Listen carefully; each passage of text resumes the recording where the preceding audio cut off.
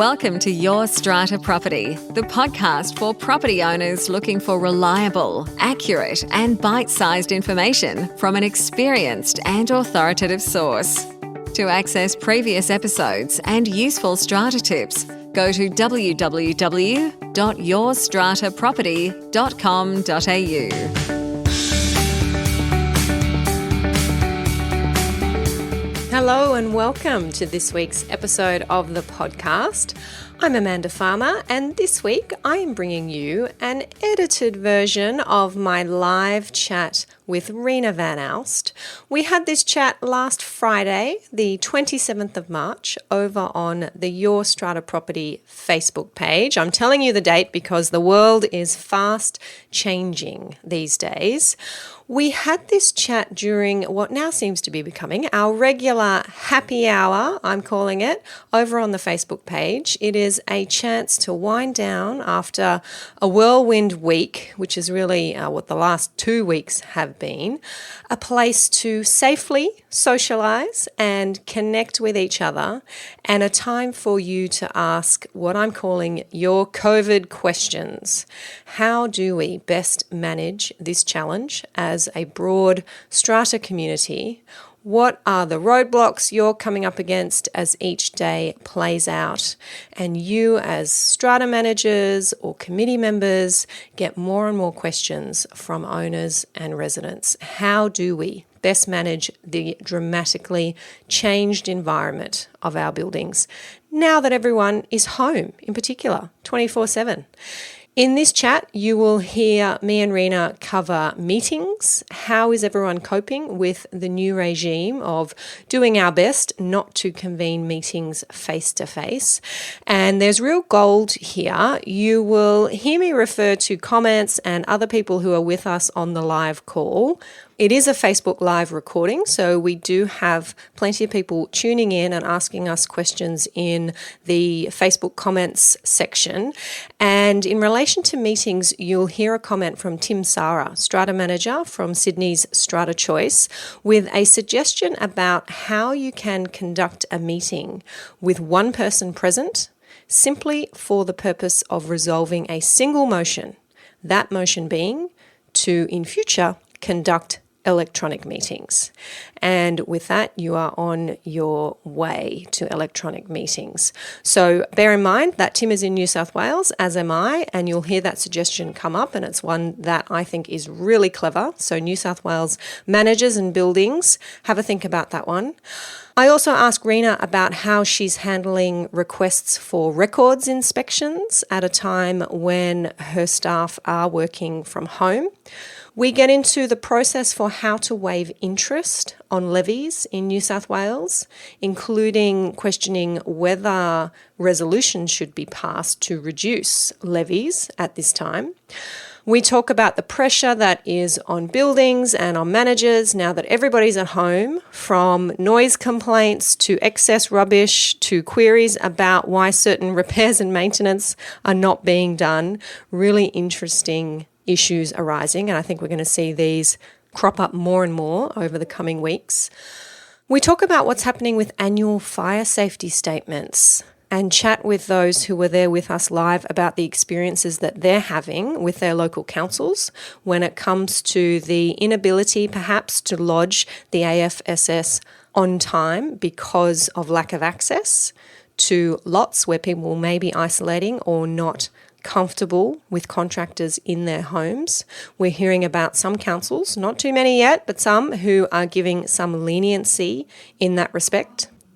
And really importantly, we also talk about where you can find some best practice guidelines for residents, for committees, for strata managers, for building managers, guidelines to help best manage our communities in the face of this new challenge. And we talk about guidelines published by SCA, Strata Community Association, and OCN, the Owners Corporations Network, and we share some links for those. I am putting the links to those under this podcast episode over on the Your Strata Property website. Now, I have been concerned to date that these tools, these guidelines, these handbooks are not getting shared as far and wide as they need to be, especially when it comes to buildings that do not have professional strata managers engaged. And I know that a lot of listeners to this podcast are owners in self-managed schemes, and I know that you are doing your best to do what's right for your community. So if you haven't heard about or had access to these best practice guidelines, have a listen to our chat about them on this episode and head over to yourstrataproperty.com.au/podcasts. You'll see this podcast episode number 207 on that page. Click in and I'll have the links there for you so you can download your own copies of those guidelines. Now, I do apologise for the audio quality in this episode because of a few technical issues. Before we went live, neither Reena nor I are using our usual mics. That is just the way it rolls sometimes when you are planning a live recording, and particularly in these times when there seems to be an overload, let's say, on our technology, whether that is the NBN, Zoom, Facebook, whatever software you're using to do live streaming. Everybody's jumping in and using these services, which is great, but it does seem to be putting an extra strain on these systems that we haven't seen previously. So do bear with us. This is an edited version of our happy hour. So if you do want to hear the whole hour, head over to our Facebook page. Just search Your Strata Property in the Facebook search bar. And of course, for members, the full copy of the video is over in the member video library. And yes, I will be hosting happy hour again this Friday at 4 p.m. That's Eastern Daylight Time. I already have a list of questions to cover, including a great question about what managing agents should be doing when it comes to contract renewals due around this time and the signing of agency agreements. So that one is on the list for this Friday, and we'll also be sorting through whatever confusion this coming week is bringing to you. I would love to see you over there for a wrap up of the week that was. And as we always have, a few laughs, that's for sure. For now, enjoy my live chat with Reena van Aalst. Here we go. There may be a way, depending on the size of each building, to offer options for proxy holders. Maybe that's staff, Reena, within your team who can accept directed proxies. So we want the owner to set out on their proxy form how it is that they would like to vote so that their voice is still being heard, and having the smallest amount of people present for this meeting as possible, and certainly passing a resolution at that meeting to allow meetings other than in person for the future. So you're taking that opportunity. I just want to address one thing on that. There's a bit of misinformation going around at the moment in the sector about this resolution. It was published somewhere that you needed to pass a bylaw to allow you to vote other than in person. Not the case, not the case. It is just a resolution at a general meeting if you want to hold general meetings other than in person, and a resolution at a strata committee meeting if you want to hold strata committee meetings other than in person. However, with strata committees, we have always had the option to vote in writing. That's in clause 9 of Schedule 2.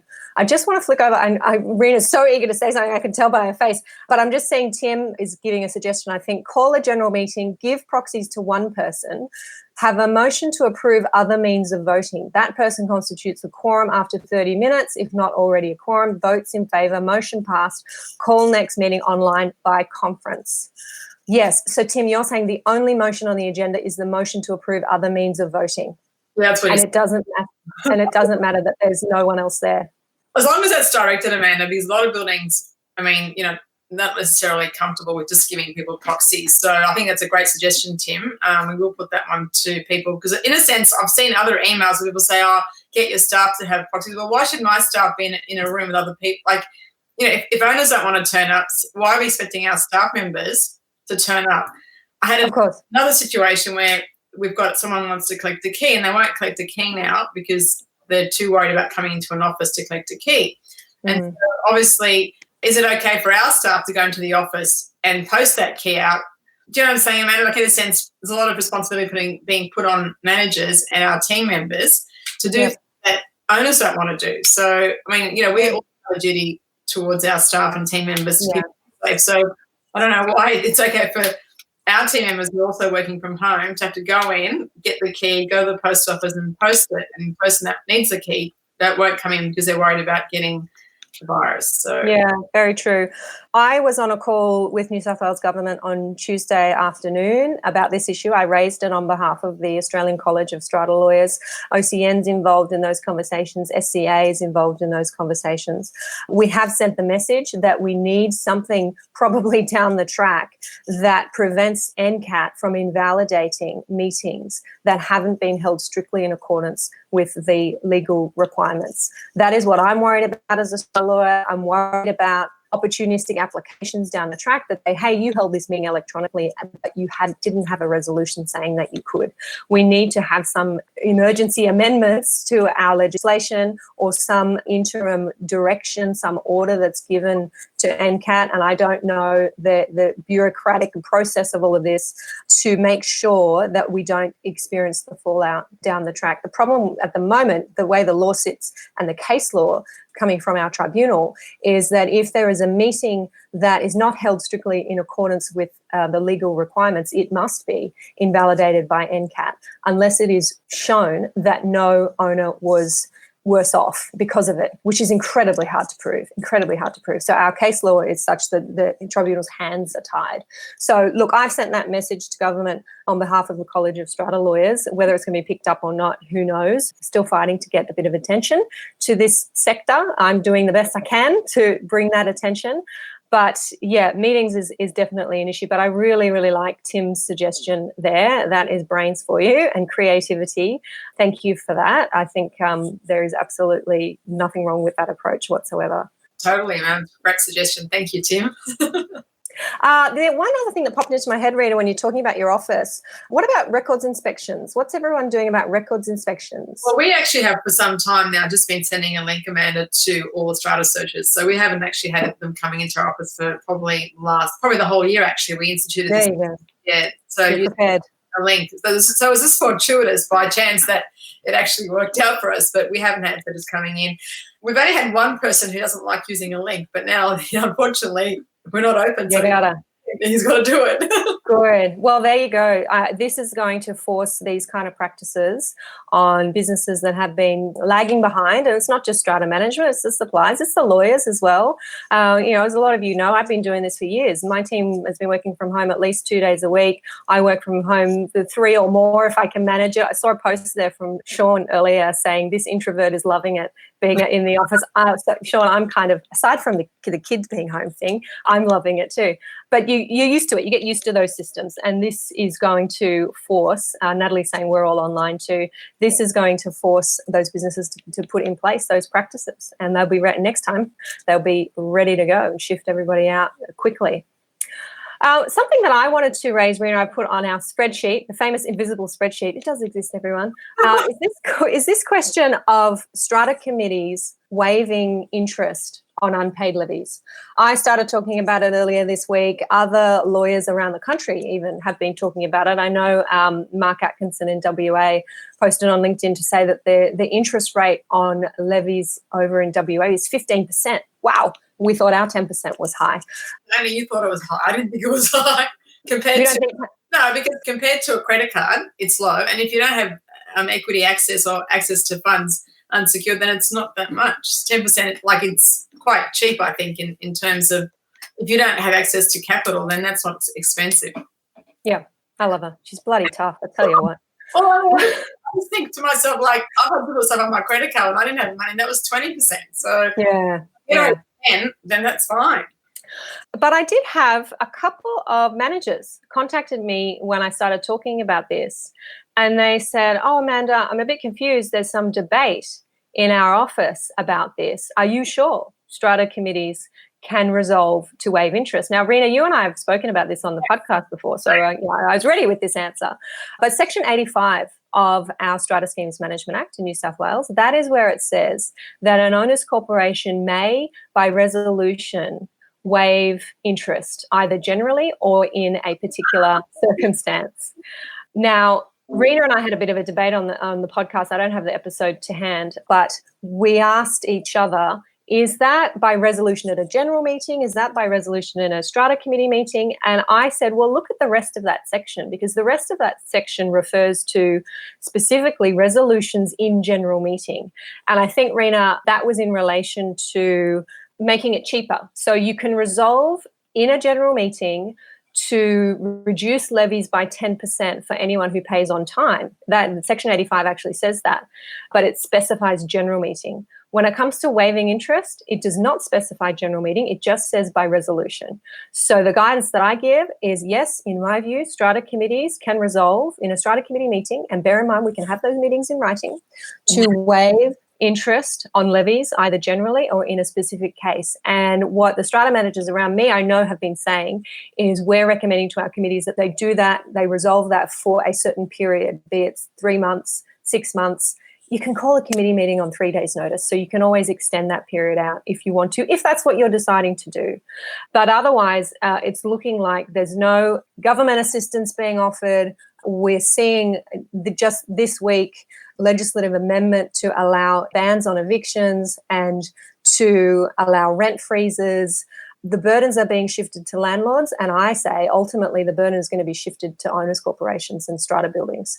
So you need to be prepared for that, and you need to be prepared for the fact that owners will not be able to pay their levies in full, on time, at all.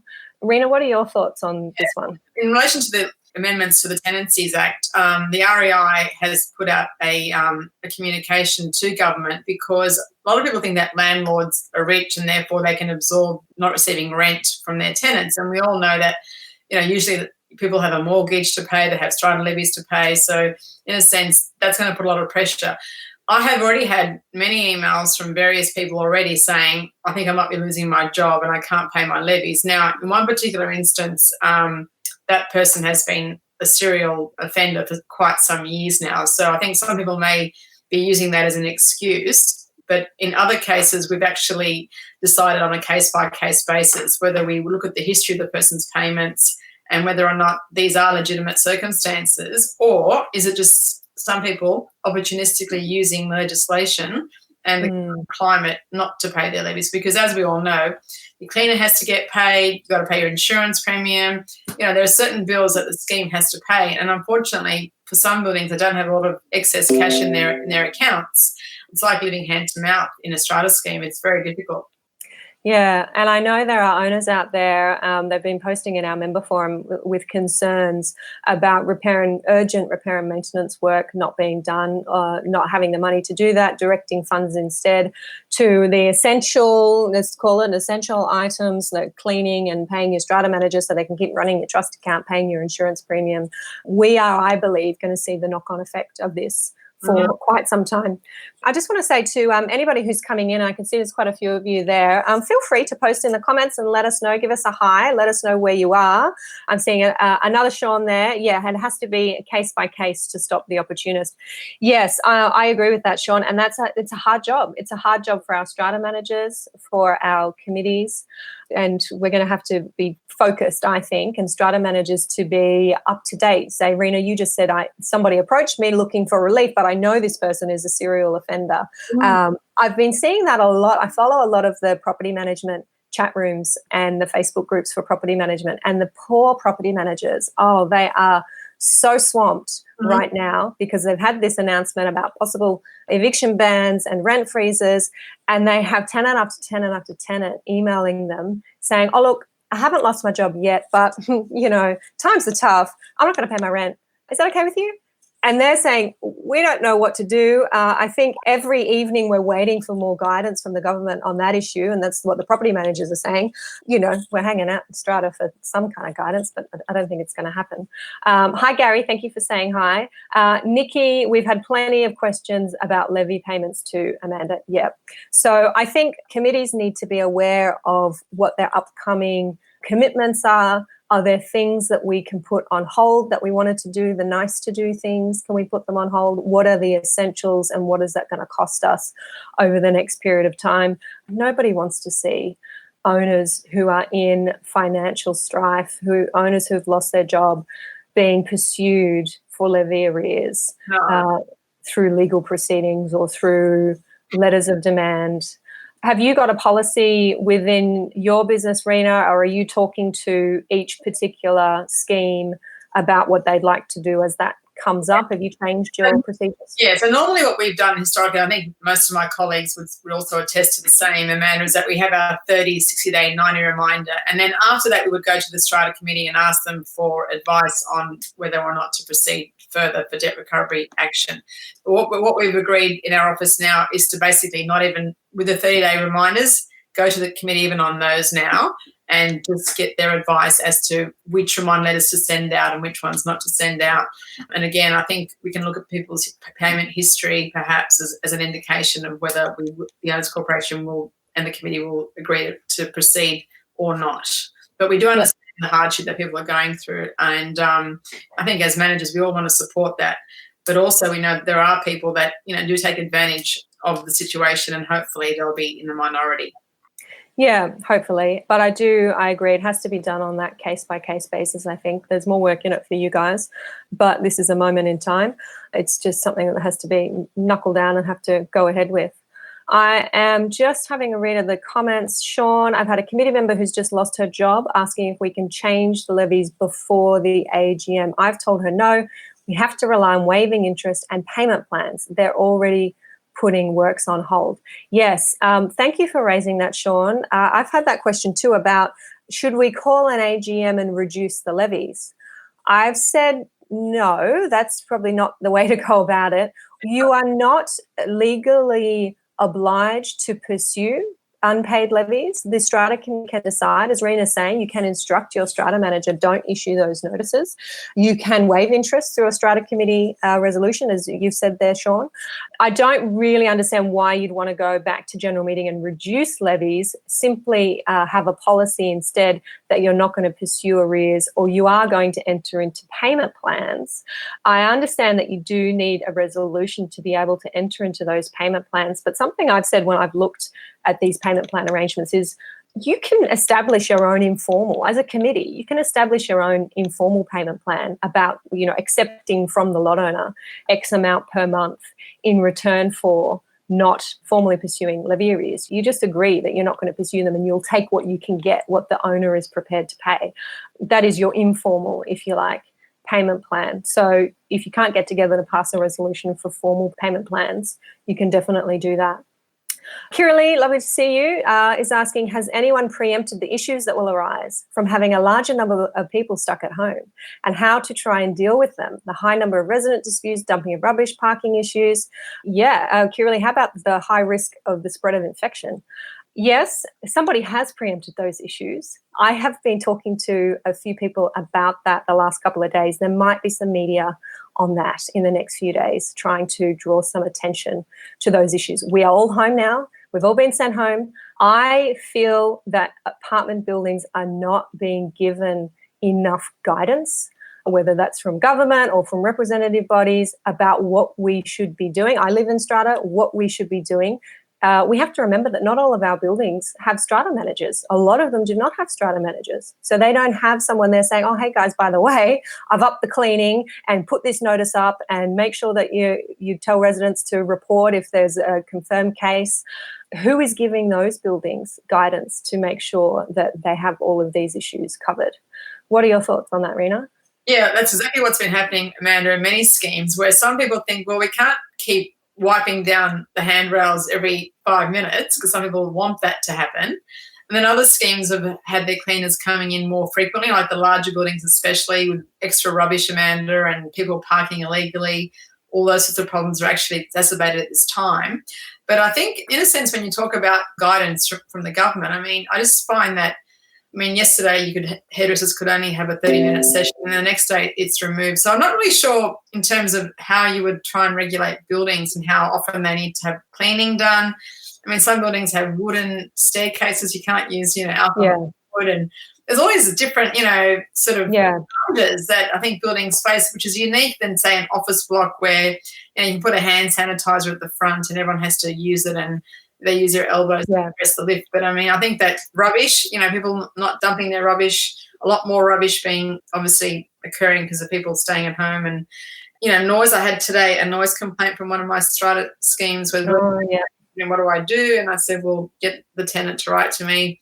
So I think people being at home, I think people are far more, I'm not sure if any of you would be experiencing this, but I think people are far more, because of their fear, they're far more, I wouldn't say short-tempered, but very prickly, maybe the word is more appropriate. I'm finding that people ring you and it's like if you don't answer them straight away or you don't respond to an email that they sent, less than 24 hours before, they're getting very upset about it, which I think normally wouldn't be. I think also people are at home. So when you're at home, you've got a lot of time to look at what's wrong with the building, and we're getting emails like, this hasn't been done. It's like, well. Not sure that now's the time. Yeah, exactly. Because they're at home, Amanda, and they don't, they're in front of you. Like you go downstairs and you can see something's not right. Whereas before, you're on your way to home, when you're on your way to work in the morning and night, you probably wouldn't have noticed things. So it's actually bringing certain personality types to the forefront. Yeah, how interesting. All of these issues. I'm just hearing a rattling at my door, so I might have a child and maybe a dog in here shortly, but they can join in. It's all good. Now, there are some excellent conversations going on in the chat here, and I just want to draw them to everybody's attention. Brandon asked, have we any responses from councils regarding fire safety statements and extension for submissions as access to lots will be an issue? And Megan, who I know is at City of Sydney Council, has said, I've got an answer for you, which is great. And I'll come back to you, Nathan, but I'll just scroll down to Megan's answer. City of Sydney, in terms of AFSS submissions, if an owner is experiencing or expecting delays as a result of building access issues for contractors, the city will consider a stay of PIN application, which effectively suspends the due date. And a decision has been made to waive the fee associated with that application for 12 months. Go, City of Sydney. I heard the exact opposite. I think it was through one of the fire guys today. I heard the exact opposite, that a council said, no, we are not. We have no plans to offer any extensions or waive any fees. Nathan said he's getting a 1 month extension from his council as well. Be good to know who that was. Their attitude was too bad. Oh, sorry, we had a council discussion asking for a 1 month extension, but their attitude was too bad, needs to be done. Yes. So City of Sydney, you're the first one I've heard that's doing that. Good on you. Hi, Phil, who's in Warners Bay. Lovely to see you. Natalie's had trouble with councils giving extensions, now connecting directly with the mayor. Thank you for sharing all of that. That's a really important topic to discuss. Kiralee saying 100% agree. I think that's with you, Reena, about what's going on when everybody's at home. There's not enough guidance for our industry. Yeah, my pleasure, Kiralee. Thank you for the thank you. I am not calling for any mandated legislation, any strict legal requirements. A fact sheet would be nice. Something, a checklist, some guidance, some suggestions. And I know that some strata managers are doing that. I know some buildings are doing that. I know that there are fact sheets and posters available on the health websites, but specific to apartment buildings. As you've just rattled off there, Reena, we have specific concerns. And I know there are committees out there who are we are overwhelmed by having to move our work from our home. Some people are losing their jobs. Some people don't have the income coming in anymore. For some people who do not have a professional strata manager, the last thing on their mind is caring for the common areas and making sure that they're properly sanitised. I think, Amanda, I was just going to mention that Nikki has said that SCA has put out a best practice guideline. So that might be helpful. Excellent. I'd love to, if there's a link to that, Nikki, would you mind posting it in?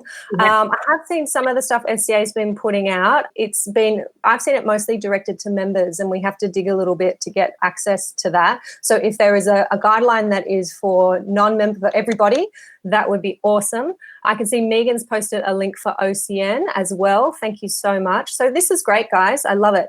Barbara, does anyone have any practical ideas about how we can minimize virus transmission risk in a strata building? We have 25 units. Our lift is less than 4 square meters. Should we recommend only 1 to 2 people in a lift at a time? Should we encourage people to use the stairs? Great questions, Barbara. All great questions. My building is very similar to yours. It's a little bit bigger, but we've got 1 lift and it is small.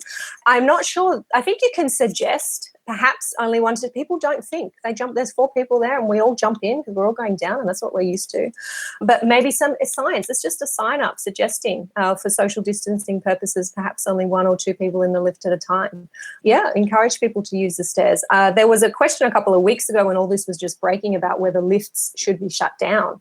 I don't think you should be doing that. There'll be people who won't be able to get access to their property without the lift. So the common sense approach, but these are all great things to be talking about. And I just think that communication is key here. Putting up those signs, sending the emails out to residents, making these suggestions, having a look at those OCN guidelines, the SCA guidelines. I can see Megan saying there's useful guidance for COVID-19 and strata living from, yes, OCN. I've got the 2 links there. Joe is saying he recommends 1 person per lift ride. Yeah, sounds good. I think, Joe, you're in facilities management, so that's good to hear from you. Sean, I'm finding people are at both ends of the scale, very polite and understanding, or completely off the scale in terms of expectations. Yeah. Nikki, thank you. That's the SCA link there. Everybody check that out for their guidelines. Megan, thank you. A PIN is a penalty infringement notice.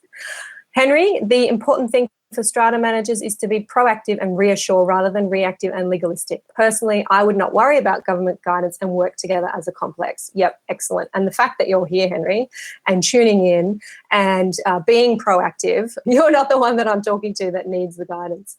Put a sign in the lift, says Tim. Use your keys to press the buttons. I like that. Keep a person's virus to themselves. I want to know what you're drinking today, Tim, because I like your emojis. What have you brought to happy hour?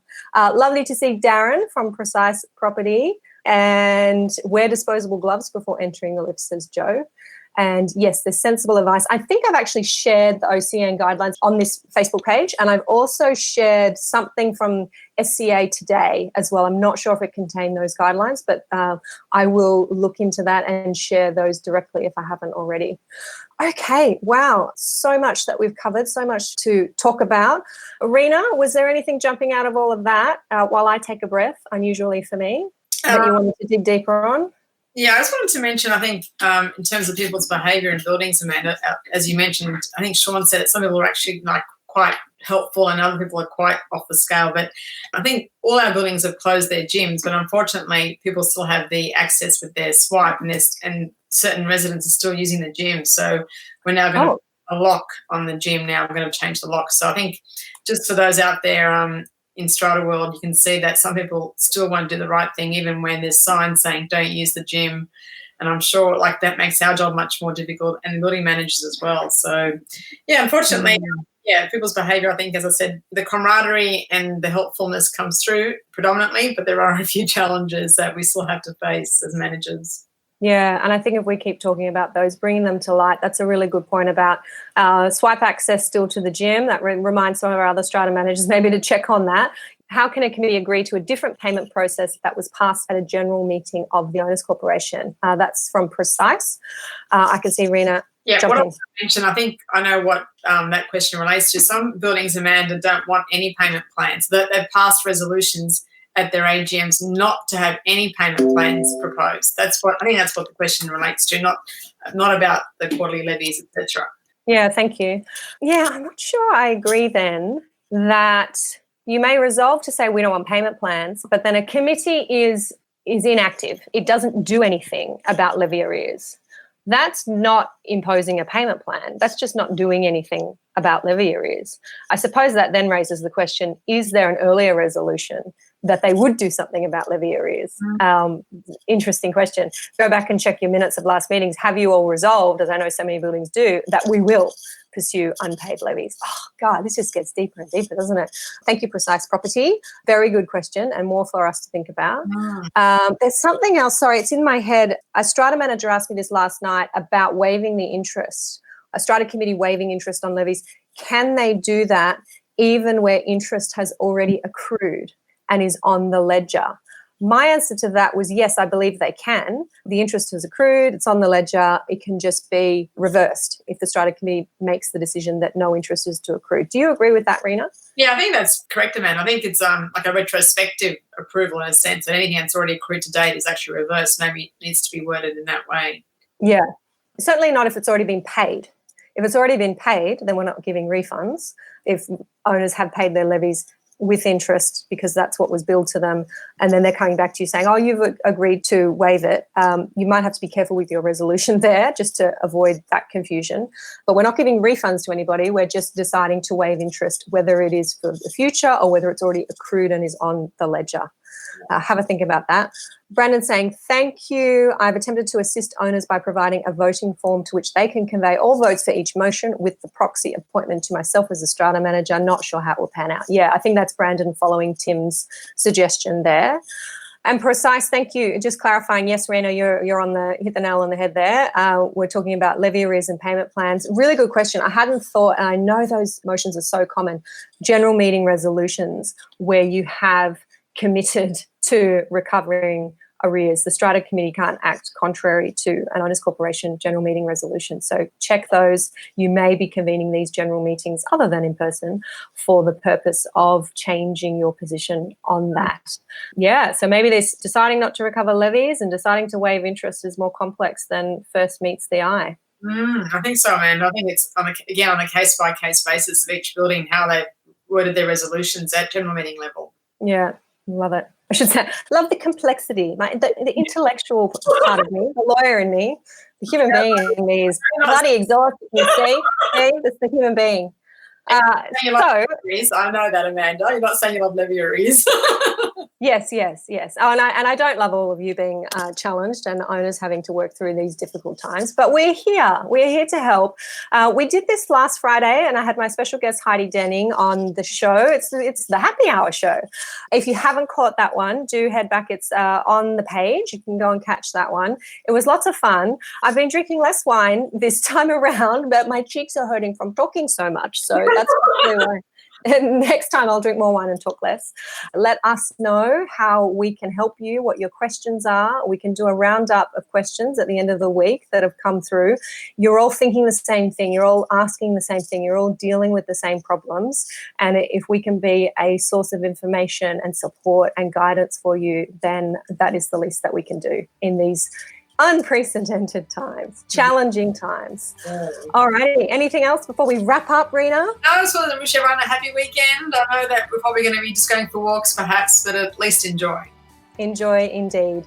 Thanks, everyone. Thank you, Reena. Thank you. Bye. Bye. Thank you for listening to Your Strata Property, the podcast which consistently delivers to property owners reliable and accurate information about their strata property. You can access all the information below this episode via the show notes at www.yourstrataproperty.com.au. You can also ask questions in the comments section, which Amanda will answer in her upcoming episodes. How can Amanda help you today?